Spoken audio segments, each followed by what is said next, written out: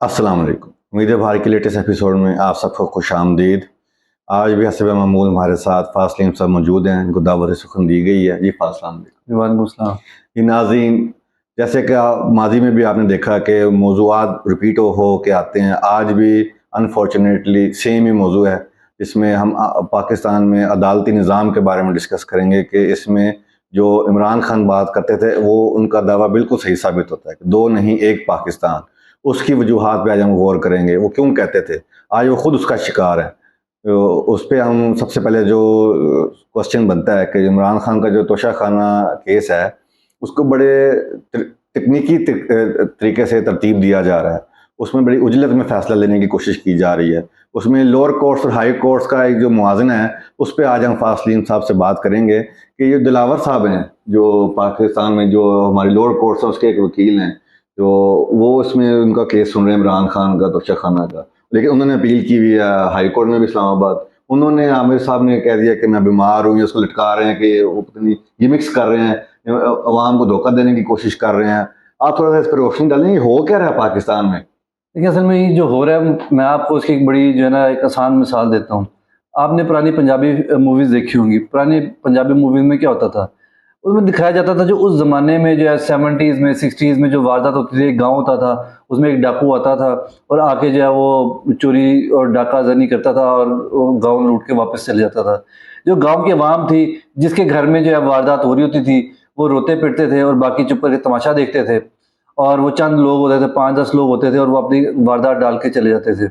और सारे गाँव को पता था कौन सा डाकू है ये और उसका तरीका वारदात क्या है, और दोबारा वही डाकू आके दोबारा वारदात करेगा। और वो सदियों जो है वही 10-10 साल 20-20 साल वही डाकू जो है वो सेम इलाके में वारदात करता रहता था। उसके बाद क्या हुआ, आपने देखा कि दुनिया बदल गई।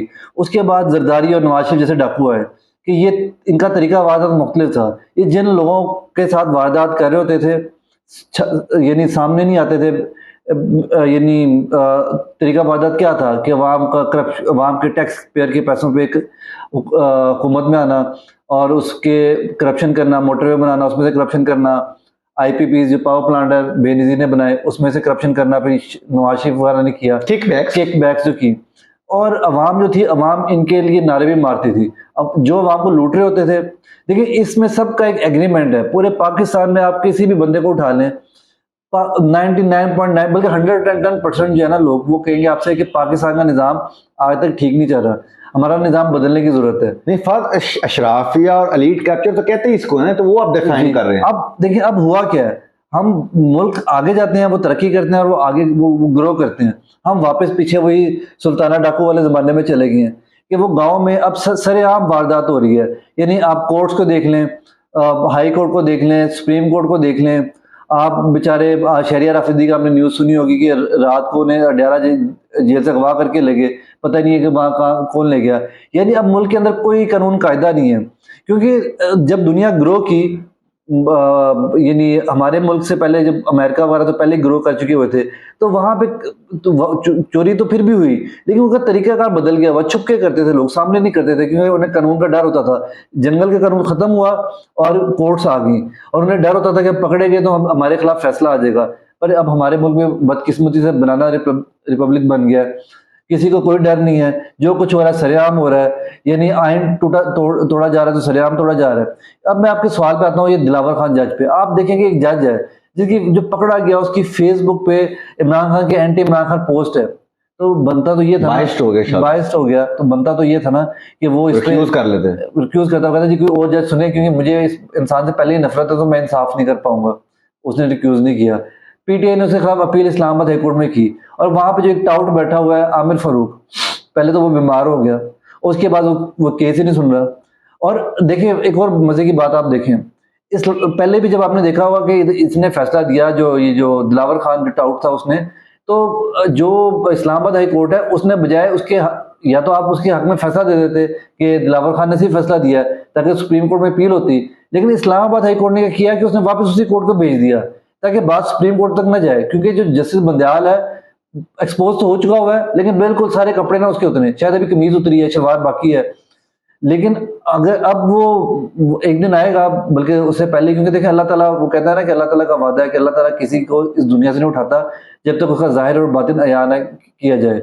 ये हमारे मुल्क के अंदर बड़े लोग थे जिसके जिसके लोग नारे मारते थे। एक ज़माना था नवाज शरीफ और शहबाज शरीफ के लोग जो है वो नारे मारते थे। आज देखें कि ये गली में भी जलसा करने की पोजीशन में नहीं है। अब एक ही तरीक़ाकार है। जो आप तोशाखाना की बात करें, तोशाखाना क्या है? तोशाखाना तो एक हर एक को पता है कि तोहफे लेते थे, इन्होंने भी तोहफे लिए हैं। लेकिन अब क्या हो रहा है? अब ये हो रहा है कि जी इमरान खान ने डिक्लेयर तो किया है। अच्छा, डिक्लेयर, पहला तो सवाल ये बनता है ना कि इमरान खान ने तोहफा लिया, उसने अपने सासों में डिक्लेयर किया, सासों में तो डिक्लेयर है। वो कह रहे हैं जी गलत खाने में डिक्लेयर किया। तो लाइक सजा तो कोई नहीं बनती, लेकिन जब आपके हाथ में बंदूक हो तो आप कुछ भी कर सकते हैं। जब जब अदालतें भी आपकी हो, पुलिस भी आपकी हो और सारा दुनिया की इसमें ना ताकत जो दो अजीली सवाल बनते हैं। एक तो आज ही शहबाज शरीफ साहब की मनी लॉन्ड्रिंग को उनको बरी कर दिया गया। वो किस तरह, वो भी लोअर कोर्ट से, उन पे जिस दिन 16 अरब की कहते हैं कि ओपन एंड शट केस था वो खत्म हो गया। जिस दिन उनके ऊपर फर्द जुर्म आयद होनी थी उस दिन वो वजीर आजम का हल्फ उठा रहे हैं। पहले इन्हीं कोर्टों से उनको सजाएं होती थी, यानी कि डोरियां हिलाने वाला कोई और है। दूसरा क्वेश्चन ये है कि तोशाखाना से सबने ताइफ ली, हजारों लाखों तादाद में, वो हर ब्यूरोक्रेट लेता है। इन्होंने तो 8-8 10-10 घड़ियां ली हुई हैं, उनपे घड़ी के है ना, इन्होंने तो गाड़ियां ली हुई हैं जो कि कानून के खिलाफ है, गाड़ी तो ले ही नहीं सकते। तो उसका कोई कभी केस लगेगा या वो उस पर किसी को सजा होगी? इनका तो उजलत में फटाफट कर रहे हैं ना कि इलेक्शन से पहले पहले किसी जगह इनको फिट कर दिया जाए। कभी साइफर खोलते हैं, कभी तोशाखाना खोलते हैं, कभी कोई दाएं से आते हैं, कभी बाएं से आते हैं। मसला मकसद तो कोई और है ना। असल में देखें, जो अवाम के लिए सोचने के लिए मैं बात कर रहा हूँ, और ये मुस्लिम लीग नून के वर्कर से मेरा सवाल है। आप देखें कि केस जरदारी पे और शहबाज शरीफ पे चल रहे थे। आपको याद होगा कभी शहबाज शरीफ की कमर में दर्द होता था, कभी हमजा शहबाज की कमर में दर्द होता था। जरदारी जो है वो ऐसी छड़ी पकड़े आता था कि अवाम खुश हो जाती थी कि शायद इससे अब हमारी जान छुटने वाली है। अब आप देखेंगे वो बिलो हशाश बशाश है। इनके केस 3-3 4-4 साल चलते हैं और उसके बाद इनके हक में फैसला आ जाता है। आखिर ऐसा क्यों है कि इमरान खान का केस तो जो है वो आप देखेंगे, आप जज चाह रहे हैं कि मैं रातों रात जो है वो मैं फैसला दे दूं और मैं अपने आकाओं को खुश कर दूं। जबकि शहबाज शरीफ, क्या ये कोई इस्टेब्लिशमेंट के दामाद हैं ये लोग? यानी इन लोगों का क्या ताल्लुक है ऐसा कि इस्टेब्लिशमेंट कभी भी इनको, अगर इनको डराने धमकाने के लिए इन पे कोई केस बनता भी है तो वो फैसला नहीं होता। और अगर कभी गलती से कोई जज एक फैसला दे भी दे तो इस्लामाबाद हाईकोर्ट में आमिर फारूक जैसे टाउट जो है, मरियम नवाज के केस में आपने देखा होगा, मरियम नवाज के खिलाफ फैसला हुआ। सारी दुनिया को पता है, फ्लैट्स आज भी उधर हैं। देखिए एक है फिजिकली चीज जो प्रेजेंट है, यानी लाइक आप एक गाड़ी ओन करते हैं, आप एक घर ओन करते हैं, वो आपके नाम पे है, वो है, और आप कोई जवाब ही नहीं दे पाते, मनी ट्रेल नहीं दे सके आज तक। आप जवाब ही नहीं दे सकते कि इसका पैसा कहाँ से है। तो इस तरह का इमरान खान पे तो कोई केस भी नहीं है, लेकिन इन पे ओपन एंड शट केस था। इसी तरह जो टीटी वाला केस था कि इनके अकाउंट में पैसे आए हैं, जिसकी सारे यानी ये तो बैंक अकाउंट में पैसे आते हैं ना, इसमें तो कोई जालसाजी भी नहीं हो सकती। इसमें तो देखिए आपका ऑनलाइन सारा बैंकिंग सिस्टम है पाकिस्तान का, तो वो चीजें जो है वो रिपोर्ट हो रही होती हैं, उसमें आप देखें वो बरी हो गया। 4-4 साल इनके केस चलते हैं और फैसला नहीं होता। जब फैसला होता है तो इनके हक में फैसला हो जाता है। जब इनकी हुकूमत आती है, ऑपोजिशन में होता है तो इनके केस का फैसला नहीं होता, और हुकूमत में होता है तो इनके हक में फैसला आ जाता है। इमरान खान की क्यों इतनी जल्दी हो रहा है, क्यों इतनी जल्दी फैसला आ रहा है? और तोशाखाना इसलिए कि देखेंगे ये अब चाहते क्या है। ये इमरान खान को खैर पता होना चाहिए था कि ये जो आमिर फारूक टाउट जज जो है, इस जैसे लोगों का, उन्होंने इस्टेब्लिशमेंट से मिलके, जो भी ताकतें थी उनसे साथ मिलके आखिरी वक्त तक इसको डिले कर रहे थे ताकि इलेक्शन से पहले इमरान खान को सजा दें।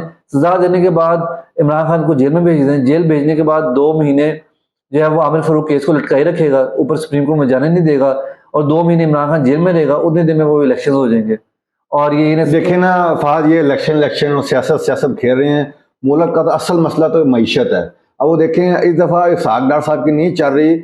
हालांकि इस वक्त जो जितने भी माजी में 1.5-2 साल के हैं उसमें हमारे रिजर्व जो हमारे ज़र मुबादला के ज़खायर हैं वो हाईएस्ट हैं, वो बुलंद तरीन सतह पे हैं।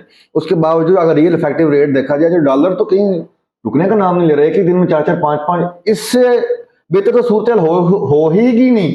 तो इसमें तो हमने अब अदायगियां करनी है तो कम होगी, तो डॉलर का मतलब ऊपर ही जाएगा, तो महंगाई तो ज्यादा होगी। 5-5 रुपए ये बिजली महंगी कर रहे हैं, तो अवाम तो फिर दलदल में जाई जा रहे हैं। इनको अपनी सियासत खेलने की पड़ी। असल में आपने बड़ी अच्छी बात की है। देखिए ये तो मुझे लगता है कि ये इमरान खान अगर ये चाहता है ना इलेक्शन में उसको अंदर कर दे और उसको आने ना दे, शायद तो उसका भला कर रहे हैं। जैसे 1 साल में उन्होंने भला किया ना, इमरान खान की पॉपुलैरिटी जो है वो अगर शायद 70 पे है ना, तो 30% अभी लोगों के खिलाफ हैं। तो ये चाहते हैं कि इमरान खान को हुकूमत में ना आने दे ताकि वो 30% लोग भी उसके हक में हो जाए। और इनका नाम लेने वाला कोई ना हो, और फिर अवाम जो है ना वो एक बड़े, यानी अल्लाह ताला हमें उस वक्त से बचाए कि जब इस मुल्क के अंदर खाना जंगी होगी, फिर अवाम इन लोगों को पकड़ के घसीटेंगे। जैसे शहबाज शरीफ ने कहा था ना कि पेट फाड़ के जरदारी का पैसा निकालूंगा, सड़कों लड़काना की सड़कों में घसीटूंगा, लोग वाकई इनका पेट फिर फाड़ लोग शहबाज शरीफ को ऐसे करेंगे इसके साथ।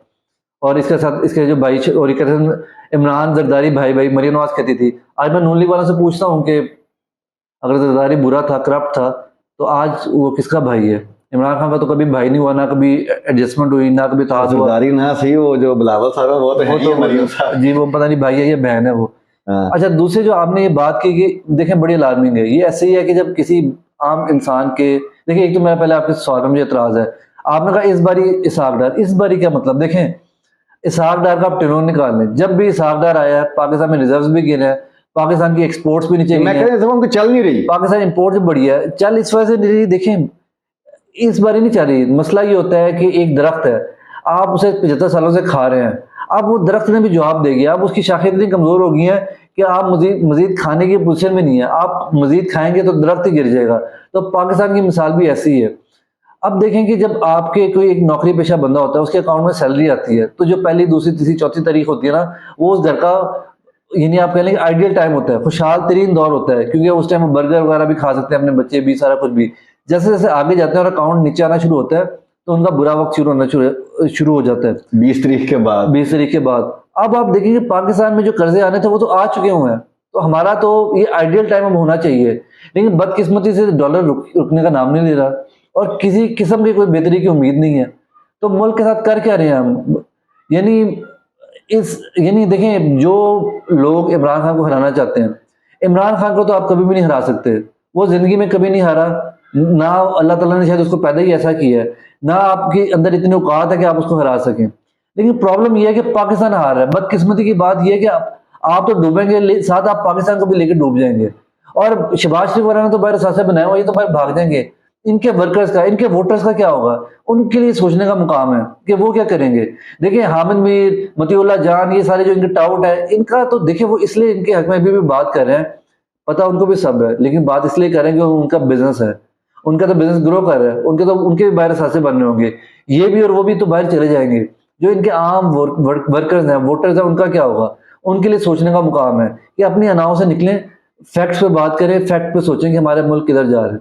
अच्छा, नहीं तो आखिर में ऑन द लाइटर नोट, ये राना सनाउल्लाह ने क्या बात की, ये इस लेवल पे आ गए हैं कि आप फतवे ले रहे हैं टिकटॉक के खिलाफ। ये क्या सूरत है? इमरान खान के इतने खाइफ हैं ये उनके तो पर आवर फेलोशिप जो है टिकटॉक पे, तो वो तो उन्होंने तो उनको समझ ही आने लगी है कि मेरे तो असल सासा ही है।